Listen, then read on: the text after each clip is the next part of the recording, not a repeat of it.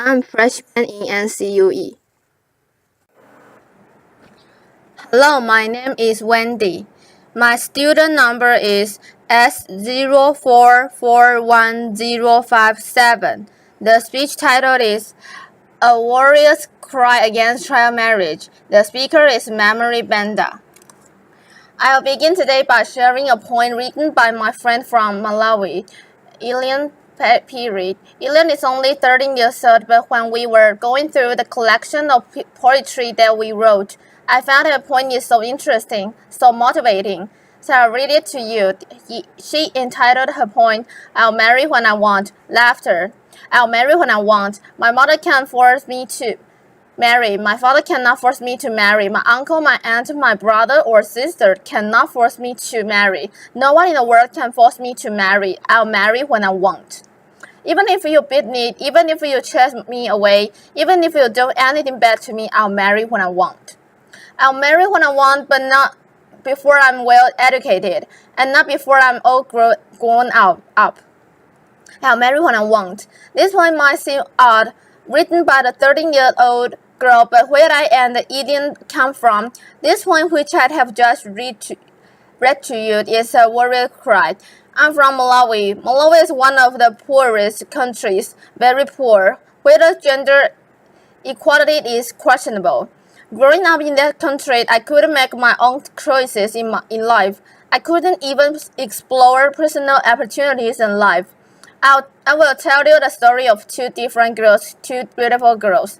These girls grew up under the same roof. They were eating the same food. Sometimes they would share clothes and even shoes, but their lives ended up differently. In two different paths. The other girl is my little sister. My little sister was only 11 years old when she got pregnant. It's a hurtful thing. Not only did it hurt her, even me, I was going through a hard time as well.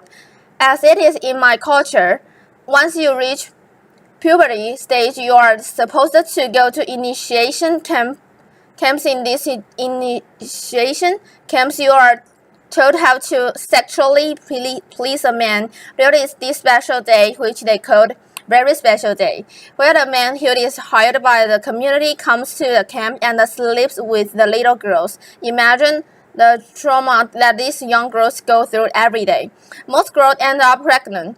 They even contract HIV and AIDS and other sexually transmitted diseases. For my little sister, she ended up being pregnant. Today, she's only 16 years old. And she has 3 children. Her first marriage did not survive, nor did her second marriage. On the other side, there is this girl. She is amazing. Laughter, applause. I call her amazing because she is very fabulous. The girl is me. Laughter. When I was 13 years old, I was told, you are grown up, you have now reached of age. You are supposed to go to the initiation camp. I was like, what?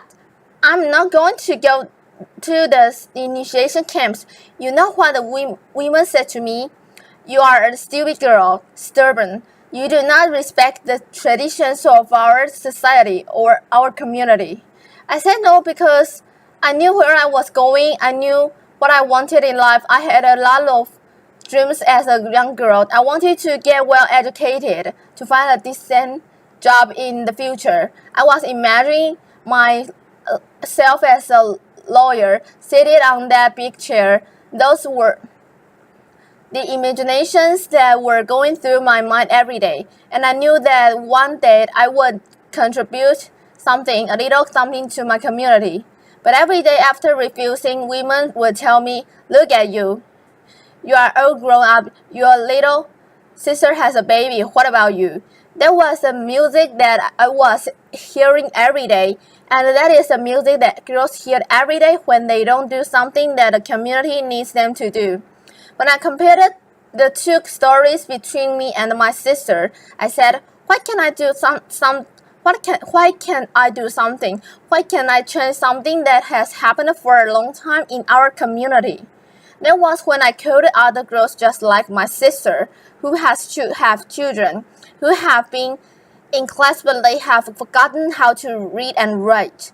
I said, come on, we can remind each other how to read and write again, how to hold a pen, how to read, to hold a book. It was a great time I had with them. Nor did I just learn a little about them, but they were able to tell me their personal stories, what they were facing every day as young mothers.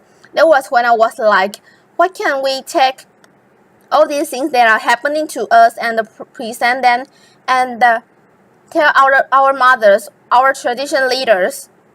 And these are the wrong things. It was a scary thing to do because these traditional leaders, they are already accustomed to the things that have been there for ages. A hard thing to change, but a good thing to try. So we tried. It was very hard, but we pushed. And I'm here to say that in my community, it was the first community after girls pushed so hard to our traditional leader. And our leader stood up for us and said no girl has to be married before the age of 18. Applause. In my community, that was the first time a community, they had to kill the first bylaw that protected girls in our community. We did not stop there. We forged ahead. We were determined to fight for girls not just in my community, but even in other communities. When the child marriage bill was being presented in February, we were there at the Parliament House every day.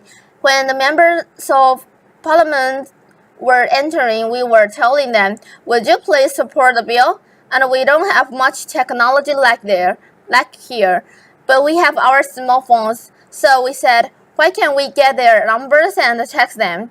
So we did that. It was a good thing. Applause. So when the bill passed, we texted them back, thank you for supporting the bill. Laughter. And when the bill was signed by the president making it into law, it was a plus. Now in Malawi, 18 is the marriage age from 15 to 18. Applause. It's a good thing to know that the bill passed, but let me tell you this. There are countries where 18 is the legal marriage age, but then we hear cries of women and girls every day. Every day girls' lives are being wasted away. This is high time for leaders to honor their commitment. In honoring this commitment, it means keeping girls' issues at heart every time. We don't have to be subjected as second, but they have to know that women as we are in this room. We are not just women, we are not just girls, we are extraordinary, we can do more. And the other thing for Malawi, and not just Malawi but other countries, the laws which are there, you know how the law is not a law until it is enforced. The law which has just recently passed and the laws that in other countries have been there, they need to be publicized at the local level, at the community level, where girls' issues are very striking. Girls face issues, difficult issues at the community level every day. So if these young girls know that there are laws that protect them, they will be able to stand up and defend themselves because they will know that there is a law that protects them. And another thing I would say is that girls' voices and the women's voices are beautiful. They are there, but we cannot do this alone.